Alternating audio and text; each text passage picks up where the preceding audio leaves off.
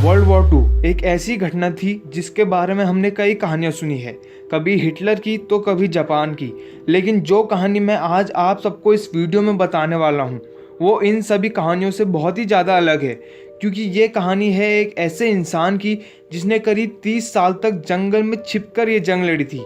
अब आप लोग पक्का ये सोच रहे होंगे कि ऐसा कैसे हो सकता है, लेकिन वीडियो को पूरी देखने के बाद आप लोग को इस इंसान की बहादुरी की पूरी कहानी पता चल जाएगी। और वीडियो को पूरी देखना, क्योंकि ये वीडियो बहुत ही ज़्यादा खास है। तो चलिए वीडियो शुरू करते हैं। नमस्ते दोस्तों, कैसे हैं आप सब। स्वागत है आपका हमारे चैनल कहानी और किस्से में, जहां आपको मिलेगा सिर्फ सच। ये कहानी जिस इंसान की है उस इंसान का नाम है हिरो ओनेडा। ओनेडा का जन्म 19 मार्च 1922 को कैसो नाम के शहर जापान में हुआ। फिर जब ओनेडा 17 साल के हुए तब इनकी जॉब ताजिमा योको नाम की एक ट्रेडिंग कंपनी में लग गई, जो कि वुहान में स्थित है। लेकिन जब ओनेडा 18 साल के हुए तब उन्होंने ये कंपनी छोड़ के जापान की इंपीरियल आर्मी में हिस्सा ले लिया और जल्द ही ओनेडा का प्रमोशन भी हो गया।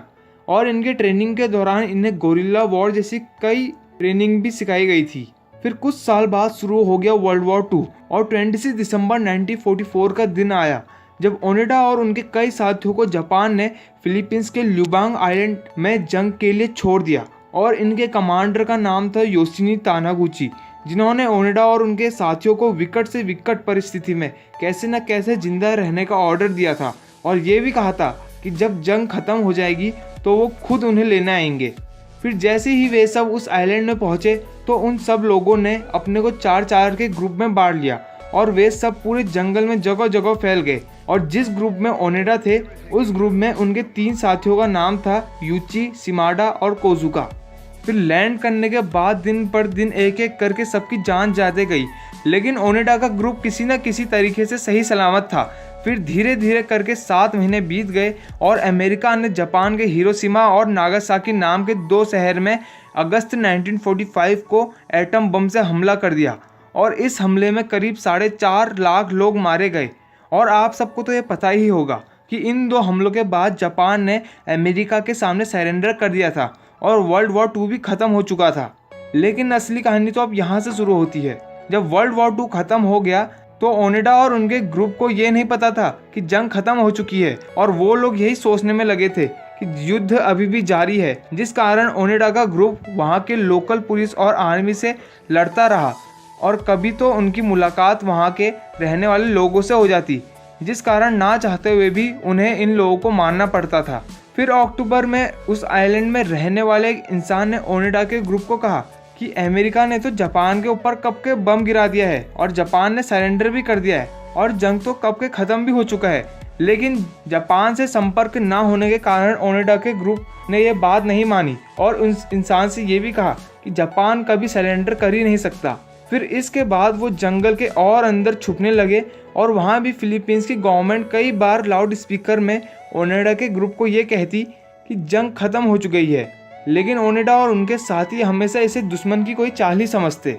लेकिन फिलीपींस की गवर्नमेंट को ये नहीं पता होता था कि जिसके लिए वो इतना चिल्ला रहे हैं वो लोग यहाँ है भी कि नहीं, जिस कारण दिसंबर 1945 को फिलीपींस ने लिबांग आइलैंड के ऊपर से एक प्लेन गुजारा जो कि पूरे पेपर्स से भरा हुआ था और उन सब ने पेपर्स में एक ही बात लिखी थी कि जंग अब ख़त्म हो चुकी है और वे सब सरेंडर कर ले। फिर उस प्लेन ने पूरे आइलैंड में वो पेपर्स बिखेर दिए और ओनेडा के ग्रुप को ये पेपर्स मिल भी गए, जिसके बाद उन्होंने इन पेपर्स में लिखी बातों को पढ़ा और वो यही सोचते रहे कि ये पक्का कोई दुश्मन की चाल ही है। लेकिन 4 साल बाद यानी 1949 को ग्रुप के तीसरे सैनिक यूची इंतजार करते करते थक चुका था और उसने सरेंडर कर दिया। मगर बाकी के बचे 3 लोग उस आइलैंड के और अंदर जाके एक गुफा में रहने लगे। फिर 1952 में एक बार फिर प्लेन से पेपर्स और उनके परिवार वालों के फ़ोटो बरसाए गए, लेकिन वो लोग हमेशा इन चीज़ों को एक चाल ही समझते रहे। फिर जून 1953 में उनकी भिड़ंत एक मछुआरे के साथ हुई जिसमें शिमाडा के पाँव में एक गोली लग गई, लेकिन ओनेडा ने बाद में उसके जख्म का इलाज कर दिया था। फिर लगभग 1 साल बाद यानी 7 मई 1954 को एक सर्च पार्टी द्वारा शिमाडा की भी मौत हो गई। अब 4 लोगों में से सिर्फ 2 ही लोग बचे थे, ओनेडा और कोजुका। और अब जंगल में छुप छुप के रहते रहते ओनेडा और कोजुका को पूरे 28 साल बीत गए। जी हाँ, पूरे 28 साल। लेकिन फिर 19 अक्टूबर 1972 को कोजुका की भी मौत हो गई, जिसके बाद ओनेडा अकेले हो गए और वो उस समय बहुत ज़्यादा रोए। अब ओनेडा को उस आइलैंड में रहते रहते पूरे 30 साल बीत गए, लेकिन 30 साल बीतने के बाद भी उन्होंने सरेंडर नहीं किया था। लेकिन अब ओनेडा की परीक्षा भी यहीं तक की थी, क्योंकि 20 फरवरी 1974 को उनकी मुलाकात एक ऐसे इंसान से हुई जो ओनेडा को ही ढूंढने जापान से निकला था, और उस इंसान का नाम था नोरियो सुजुकी। लेकिन जब ओनेडा की मुलाकात सुजुकी से हुई तो सुजुकी ने ओनेडा से कहा कि जंग तो 30 साल पहले ही ख़त्म हो चुकी है और इस जंग में अमेरिका ने जापान के ऊपर एटम बम से हमला करा, जिस कारण करीब 4.5 लोग मारे गए। लेकिन ओनेडा को पहले ही की तरह उनकी बातों पर भी यकीन नहीं आ रहा था। लेकिन जब सुजुकी ने ओनेडा को युद्ध की कुछ तस्वीरें दिखाई तो ओनेडा को सुजुकी पर थोड़ा बहुत यकीन होने लगा। लेकिन ओनेडा और सुजुकी के साथ जापान जाने के लिए तैयार नहीं हो रहे थे, क्योंकि ओनेडा का कहना था कि अगर सुजुकी सच बोल रहे हैं तो वो उनके साथ तभी जापान जाएंगे जब उनके कमांडर यानी योशिनी तानागुची उन्हें वापस आने का ऑर्डर देंगे।